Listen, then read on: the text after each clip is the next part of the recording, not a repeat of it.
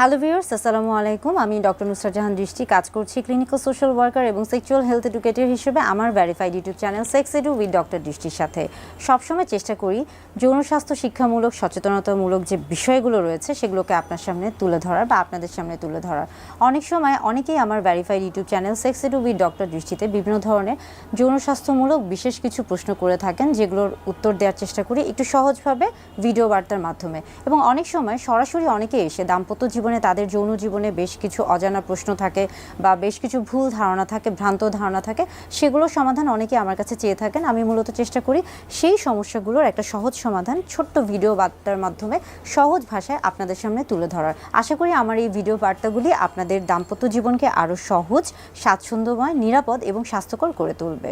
আজকে কথা বলবো যে বিষয়টি নিয়ে, সেটি হচ্ছে দাম্পত্য জীবনে নারী পুরুষ উভয়ের ক্ষেত্রে, বিশেষ করে পুরুষরা অনেকেই আমার কাছে জানতে চেয়েছেন যে আসলে কোন জিনিসটি ব্যবহার করলে তাদের দাম্পত্য জীবনে বা সহবাসে তাদের লিঙ্গের উত্থান দীর্ঘক্ষণ হবে অথবা তাদের সহবাসের সময়টা তৎক্ষণাৎ বৃদ্ধি পাবে।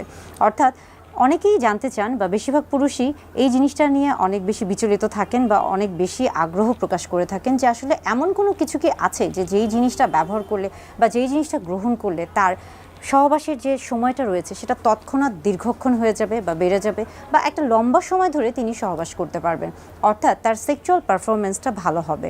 হ্যাঁ, আজকে মূলত কথা বলবো এই বিষয়টা নিয়ে। তৎক্ষণাৎ আপনার সহবাসের সময় যদি বাড়াতে চান বা বৃদ্ধি করতে চান, সেই ক্ষেত্রে কিন্তু একটা খুব ভালো একটা বিষয় রয়েছে বা একটা বিষয় খুব ভালো একটা ভূমিকা রাখে, এবং সেটা হচ্ছে স্প্রে। আপনি যদি স্প্রে ব্যবহার করে থাকেন সেই ক্ষেত্রে কিন্তু আপনার সহবাসের যে সময়টা রয়েছে সেটা কিন্তু তৎক্ষণাৎ বেড়ে যায়।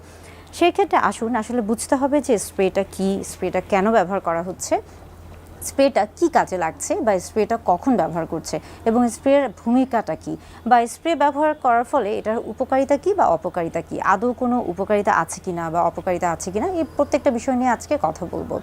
আমরা মূলত অনেকেই সেক্সুয়াল যে বিষয়গুলো রয়েছে বা আমাদের দাম্পত্য জীবনে নারী পুরুষ স্বামী স্ত্রীর ক্ষেত্রে যে বিষয়গুলো নিয়ে আলোচনা করে থাকি, সেখানে দেখা যায় যে অনেকেই বিভিন্ন ধরনের প্রশ্ন করে থাকেন এবং তাদের মধ্যে একটা খুব কমন যে প্রশ্ন বা একটা খুব কমন যে আগ্রহ বা কৌতূহল থাকে, এবং সেটা হচ্ছে মূলত যৌন জীবনে দীর্ঘক্ষণ সহবাসে লিপ্ত থাকা।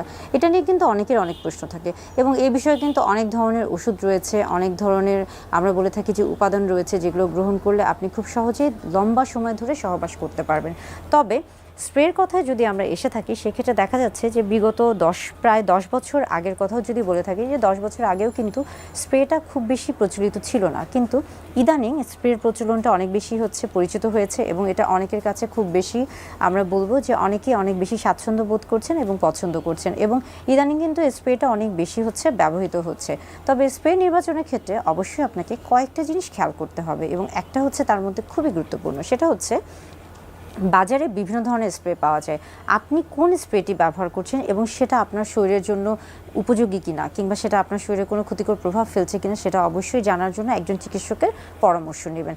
কারণ বাজারে যে ধরনের স্প্রেগুলো রয়েছে সেখানে কিন্তু বিভিন্ন ধরনের উপাদান থাকে। মূলত আমরা বলে থাকি যে স্প্রের ক্ষেত্রে বর্তমানে যে উপাদানটা ব্যবহার করা হয়ে থাকে এবং সেটা হচ্ছে লিডোকেইন। লিডোকেইন আসলে হচ্ছে স্প্রেকে দেখা যাচ্ছে যে আপনার এই যে সহবাসের যে সময়টা রয়েছে এটাকে দীর্ঘক্ষণ বাড়িয়ে তোলে। এবং আরেকটা গুরুত্বপূর্ণ বিষয় হচ্ছে যে আপনি যখন স্প্রে নির্বাচন করছেন সেই ক্ষেত্রে খেয়াল করতে হবে যে বিগত কয়েক বছর আগে যে স্প্রেগুলো প্রচলিত ছিল, অনেক সময় দেখা যেত যে সেগুলোর ক্ষেত্রে বিভিন্ন রকমের অনেকের একটা হচ্ছে অনীহা কাজ করতো বা একটা হচ্ছে অস্বস্তি কাজ করতো, কিন্তু আস্তে আস্তে কিন্তু সময়ের যে চাহিদার কারণে এই স্প্রেগুলোর উপাদানগুলোকে পরিবর্তন করা হয়েছে, এগুলোর মানগুলোকেও কিন্তু উন্নত করা হয়েছে, অর্থাৎ এগুলোর গুণগত মান বৃদ্ধি পেয়েছে। স্প্রে নির্বাচনের ক্ষেত্রে আপনাকে কয়েকটা বিষয় অবশ্যই মাথায় রাখতে হবে। একটা হচ্ছে যে আপনি যে স্প্রেটি কিনছেন সেটা সহজলভ্য কিনা, এবং সেটা হচ্ছে সহজে সব জায়গায় পাওয়া যাচ্ছে কিনা, এবং সেটার সঠিক উপাদান সেখানে আছে কিনা, কিংবা সেটা আপনার জন্য সঠিক কিনা, এবং এটা আসলে আপনার যে সময়টা রয়েছে, তৎক্ষণাৎ যে সময়টা রয়েছে সেটাকে সঠিকভাবে এটা দীর্ঘায়িত করছে কিনা, এই প্রত্যেকটা বিষয় কিন্তু আপনাকে অবশ্যই মাথায় রাখতে হবে। এখন আসি যে স্প্রে বিষয়ে যদি আমরা আসি, সেই ক্ষেত্রে খেয়াল করতে হবে যে স্প্রেটা কিভাবে ব্যবহার করা হয়। স্প্রে মূলত পুরুষদের ক্ষেত্রে, অর্থাৎ পুরুষ লিঙ্গে ব্যবহার করা হয়ে থাকে, এবং সেই ক্ষেত্রে খেয়াল করতে হবে যে খুব বেশি না, 2 থেকে 3 বার চাপ দিয়ে যদি আপনি ব্যবহার করে থাকেন তাহলে কিন্তু এটা হচ্ছে যথেষ্ট। এবং স্প্রে ব্যবহারের ক্ষেত্রে সবসময় খেয়াল করবেন যে স্প্রে কখনোই কিন্তু উপর থেকে দেওয়া যাবে না, এটা নিচ থেকে দিতে হয়, এবং এটা কিন্তু একদম হচ্ছে ভিতরে দেওয়া যাবে না, এটা বাহিরে দিতে হবে। এবং আমরা সবসময় বলে থাকি যে স্প্রে ব্যবহারের ক্ষেত্রে এই প্রত্যেকটা জিনিস কিন্তু খেয়াল করতে হবে।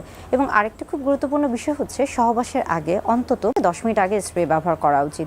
এবং আপনারা কিন্তু স্প্রে ব্যবহার করে কন্ডোম ব্যবহার করতে পারেন, অর্থাৎ স্প্রে ব্যবহার করে কন্ডোম ব্যবহার করা যায়। অনেকে প্রশ্ন করে থাকেন যে স্প্রে ব্যবহার করে তিনি ওরাল সেক্স করতে পারবেন কিনা। সেই ক্ষেত্রে বলে থাকবো যে স্প্রে দেওয়ার পরে অবশ্যই আপনাকে অপেক্ষা করতে হবে স্প্রেটা যেন আপনি যেই স্থানে, অর্থাৎ পুরুষলিঙ্গের যেই স্থানে বা যেই অংশে, চামড়া বা ত্বকের যে অংশে আপনি স্প্রেটা দিচ্ছেন সেই জায়গাটা শুকিয়ে যাচ্ছে কিনা, না শুকানো পর্যন্ত সেটা অপেক্ষা করুন। এবং তারপরে আপনি সেখানে কন্ডোম পরিধান করুন, কিংবা তারপরে আপনি ওরাল সেক্স করতে পারেন। সেই ক্ষেত্রে অবশ্যই আপনাকে না শুকানো পর্যন্ত অপেক্ষা করতে হবে, অর্থাৎ যতক্ষণ পর্যন্ত না জায়গাটা শুকাচ্ছে ততক্ষণ পর্যন্ত অপেক্ষা করতে হবে। স্প্রেটা যদি ভেজা ভেজা থাকে, আপনার চামড়া বা ত্বকটা যদি ভেজা থাকে, অর্থাৎ পুরুষলিঙ্গ বা পেনিস যদি স্প্রে করার ফলে সেখানে যদি ভেজা থাকে, তাহলে কিন্তু ততক্ষণ পর্যন্ত সহবাস করা যাবে না বা ওরাল সেক্স করা যাবে না, বা কন্ডোমটাও কিন্তু তখন পরা উচিত হবে না। অর্থাৎ স্প্রে কিন্তু আপনার এই যে সহবাসের যে সময়টা রয়েছে সেটাকে তৎক্ষণাৎ দীর্ঘায়িত করবে। স্প্রে নিয়ে অনেকের মধ্যে অনেক ধরনের ভুল ধারণা রয়েছে। অনেকে মনে করে থাকেন যে স্প্রে যদি ব্যবহার করা হয়ে থাকে তাহলে এটা হয়তো বা দীর্ঘক্ষণ, মানে তিনি 1 দিন 2 দিন 3 দিন পর্যন্ত দীর্ঘক্ষণ সহবাস করতে পারবেন বা টানা সহবাস করতে পারবেন। আবার অনেকে মনে করে থাকেন যে স্প্রে তিনি যেই জায়গায় দিচ্ছেন বা চাপ দিচ্ছেন সেই জায়গাটা হয়তো বা তার নিস্তেজ হয়ে যাবে। এই যে একটা ভ্রান্ত ধারণা, এই ধারণাগুলো থেকে বের হয়ে আসতে হবে। স্প্রে আসলে কিভাবে কাজ করছে, আপনি যখন যৌন উত্তেজক কোনো কিছু দেখছেন বা আপনার মধ্যে যখন যৌন উত্তেজনা কাজ করছে, তখন কিন্তু আপনার যে শরীরে, বিশেষ করে পুরুষদের ক্ষেত্রে আমরা বলে থাকি পুরুষলিঙ্গের রক্ত সঞ্চালনটা বৃদ্ধি পায় এবং সেখানে তখন যৌন উত্তেজনা তৈরি হচ্ছে এবং সেখানে দেখা যাচ্ছে যে রক্ত সঞ্চালন যখন আপনার বৃদ্ধি পাচ্ছে তখন কিন্তু আপনার লিঙ্গ উত্থান হচ্ছে এবং এই লিঙ্গ উত্থানের ফলে সেখানে কিন্তু বীর্যটাও খুব তাড়াতাড়ি বের হয়ে যাওয়ার একটা প্রবণতা কাজ করে থাকে। এই যে বীর্যটা যেন তাড়াতাড়ি বের না হয় বা এই বীর্যটা যেন তাড়াতাড়ি বের হতে না পারে, সেই জন্য কিন্তু সেখানে স্প্রে দেওয়া হয়ে থাকে।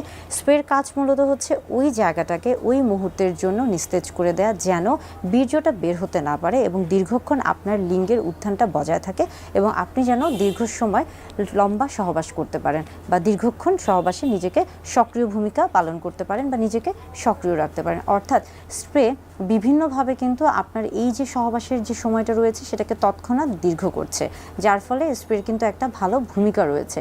তবে স্প্রে নির্বাচনের ক্ষেত্রে আবারও বলছি যে আপনার জন্য কোন স্প্রেটি আসলে সঠিক বা স্প্রেটা আপনি যেটা ব্যবহার করছেন সেটা সঠিক কিনা বা কোনটা ব্যবহার করা উচিত, সেটার ক্ষেত্রে কিন্তু অবশ্যই একজন চিকিৎসকের পরামর্শ নেবেন।